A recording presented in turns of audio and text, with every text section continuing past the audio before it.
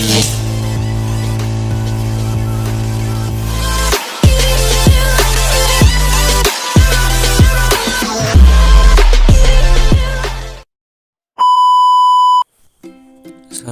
warahmatullahi wabarakatuh.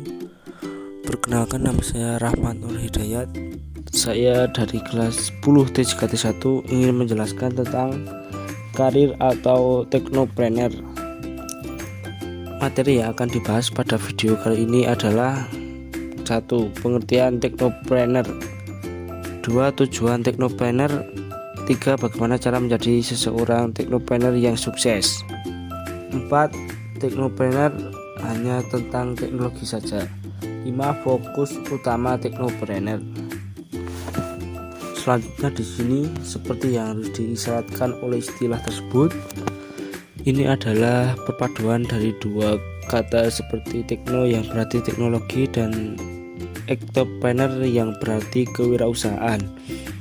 Secara menyeluruh, ini adalah semacam wirausaha di bidang teknologi. Proses teknopreneur merupakan kombinasi dari kemajuan teknologi dan keterampilan kewirausahaan dalam transformasi produk dan layanan. Bagian integral dari teknopreneur adalah teknologi. Ini adalah generasi baru di bidang kewirausahaan. Jenis kewirausahaan ini cocok untuk orang yang cerdas, inovatif, paham teknologi, nafsu makan, dan bersemangat dalam perhitungan resiko. Teknopreneurship mencapai tingkat kesuksesan berikutnya melalui kerja tim. Selanjutnya, contoh teknopreneur seperti yang didefinisikan oleh Cornelis Dictionary. Teknopreneur adalah kewirausahaan yang memulai dan mengolah bisnis teknologinya sendiri. Nama tersebut berasal dari tahun 1990-an dan perpaduan antara tekno dan pengusaha yang mengambil risiko yang diperhitungkan di dunia teknologi. Tahukah Anda siapa teknopreneur itu? Berikut adalah contoh beberapa teknopreneurship yang menjadi contoh. Pertama yaitu Elon Musk. Miliarder Elon Musk telah dianggap sebagai tech geek yang merupakan CEO PayPal dan Tesla. Lebih jauh, Elon Musk dikenal sebagai founder dan dia telah membuang kesalahpahaman bahwa satu-satunya cara terbaik untuk memotong biaya bisnis adalah outsourcing. Elon Musk selalu menyemangati kelompok teknopreneurnya yang suka mengambil risiko. Selanjutnya, yang kedua, Bill Gates dan Steve Jobs.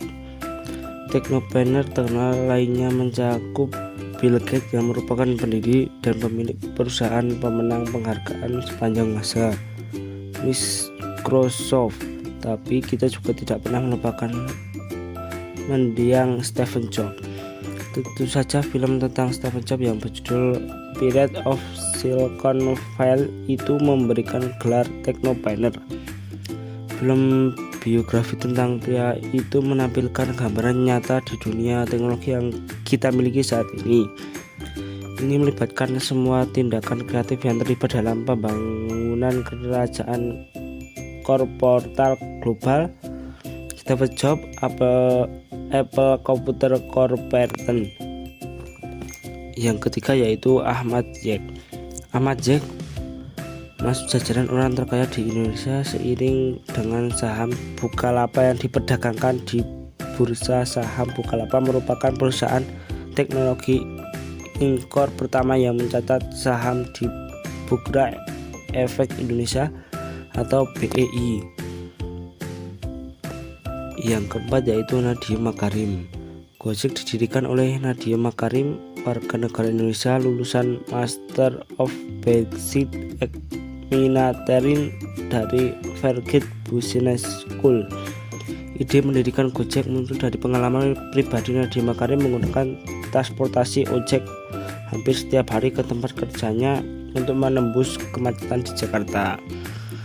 Saat itu Nadiem masih bekerja sebagai CEO, founder, dan managing direktur Jalur Indonesia dan Chief Innovative Officer Kartuku. Sebagai seseorang yang sering menggunakan transportasi ojek, Nadim melihat ternyata sebagian besar waktu yang dihabiskan oleh pengemudi ojek hanyalah sekedar mangkal menunggu penumpang. Padahal pengemudi ojek akan mendapatkan penghasilan lebih banyak bila terus mencari penumpang. Saat itu ia melihat ketersediaan jenis transportasi ini tidak sebanyak transportasi lainnya, sehingga seringkali cukup sulit untuk dicari. Ia menginginkan ojek yang bisa ada setiap saat dibutuhkan. Dari pengalamannya tersebut, Nadim Makarim melihat adanya peluang untuk membuat sebuah layanan yang dapat menghubungkan penumpang dengan pengemudi ojek. Pada tanggal 13 Oktober 2010, Gojek resmi terdiri dengan 20 orang pengemudi. Saat itu Gojek masih mengandalkan Call-Canter untuk menghubungkan penumpang dengan pengemudi ojek. Pada pertengahan 2014, berkat populasi berkal itu, Nadim Makarim mulai mendapatkan tawaran investasi. Pada tanggal 7 Januari 2015, Gojek akhirnya meluncurkan aplikasi berbasis Android dan iOS untuk menggantikan sistem pemesanan menggunakan Call-Canter. Selanjutnya nomor 2 yaitu tujuan Technopreneur. Technopreneur telah memainkan peran penting dalam menggunakan teknologi untuk memenuhi berbagai tujuan. Pertama, memudahkan orang untuk tepat berhubungan satu sama lain dengan menghasilkan beberapa produk yang tidak dapat diprediksi serta solusi yang bermanfaat bagi banyak orang. Selain itu, Technopreneur juga memberikan manfaat lain bagi masyarakat dan bangsa yang memberikan kontribusi bagi pembangunan ekonomi dan manusia. Di sini kita akan membahas pentingnya Technopreneur bagi dunia dan banyak orang. A. Menciptakan kesempatan kerja. B. Sumber daya lokal. C. Diversifikasi bisnis dan desentralisasi. D. Kemajuan teknologi. E. Pembentukan modal. F. Promosi kegiatan kewirausahaan. Yang ketiga, bagaimana cara menjadi seorang technopreneur yang sukses. Istilah technopreneurship sangat umum akhir-akhir ini. Itu dipublikasikan sebagai hal hebat berikutnya dalam pemulaian ekosistem. Seorang pertanyaan yang muncul adalah bagaimana menjadi seorang technopreneur. Anda harus tepat siap untuk menjalani area yang belum dipetakan. Ini tidak hanya terkait dengan mengeksplorasi ide-ide baru, tetapi tentang mengambil resiko untuk menemukan sesuatu yang baru. Lebih sering idenya mungkin tidak terdengar bagus dan awalnya, tetapi dapat bekerja dengan cemerlang saat dijalankan. Jadi bereksperimen adalah satu-satunya untuk mengetahuinya. Berikut adalah beberapa langkah bagaimana menjadi seorang technopreneur. A. Bangun tim. Technopreneur adalah kombinasi antara keahlian teknis dengan bakat kewirausahaan. Namun dasarnya tetap sama. Ketika Anda memiliki ide cemerlang, maka ini adalah waktu terbaik untuk mencari dukungan, dan jika Anda tidak memiliki pengetahuan teknologi, maka rekrutlah orang yang paham teknologi. B. Meningkatkan keterampilan pemecah masalah. Menjadi seorang technopreneur Anda harus tetap memecahkan masalah di setiap kesempatan.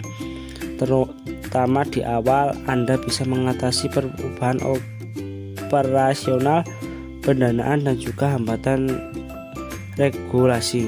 Jadi diperlukan kemampuan memecahkan masalah. Jika Anda gagal dalam rencana nyata, Anda harus membuat rencana sebelumnya dengan alternatif. Selain itu, Anda juga kebutuhan untuk menganalisis biaya, waktu, tenaga, dan sumber daya yang dibutuhkan untuk berbagai jalan. Jangan lupa untuk menghitung keuntungan yang diharapkan. C. Keputusan tentang strategi akhir.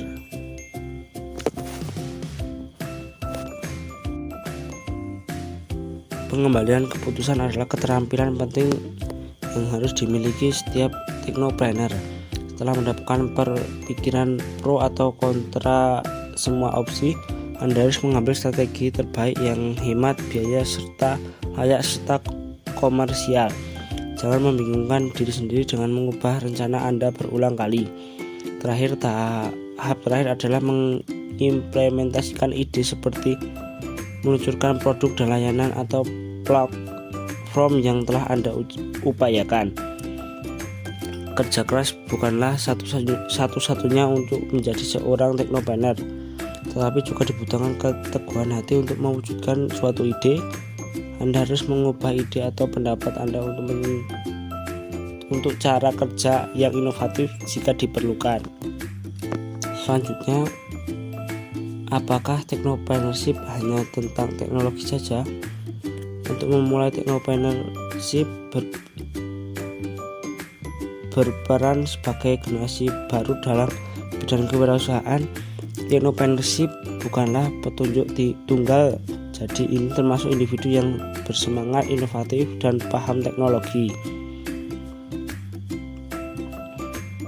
Sedangkan inti dari panggung adalah teknologi, tetapi semuanya hasil dan ide yang sangat bagus. Jika Anda memiliki ide cemerlang yang menghebohkan seluruh industri teknologi, maka Anda bisa menjadi Steve Jobs berikutnya. Namun manfaat waktu yang tersedia untuk membangun berbagai perusahaan dan meningkatkan keterampilan teknik Anda dan memperluas koneksi Anda. Selanjutnya, nomor 5, fokus utama teknopreneur. Ada area utama yang perlu menjadi fokus teknopreneur. Kami telah menyebutkan di bawah ini. A. Usaha teknologi tinggi dan teknologi informasi dan komunikasi, internet, layanan kehidupan, elektronik, dan bioteknologi. B. Perusahaan jasa yang misi utamanya adalah teknologi. C. Merancang produk berteknologi tinggi seperti perangkat keras dan perangkat komputer. D. Menggunakan teknologi dalam menyampaikan aktivitas bisnis normal. Sekian video saya hari ini. Terima kasih. Wassalamualaikum warahmatullahi wabarakatuh.